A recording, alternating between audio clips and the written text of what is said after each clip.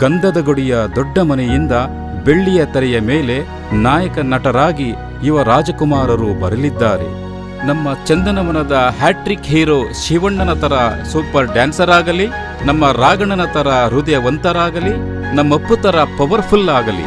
ಭಾರತೀಯ ಚಿತ್ರರಂಗದಲ್ಲಿ ಧೂಳೆಬ್ಬಿಸೋಕೆ ಬರುತ್ತಿರುವ ಜಗತ್ತಿಗೆ ಒಬ್ಬನೇ ಶಿವ, ಪ್ರಪಂಚಕ್ಕೆ ಒಬ್ಬನೇ ಅಪ್ಪು ಪವರ್.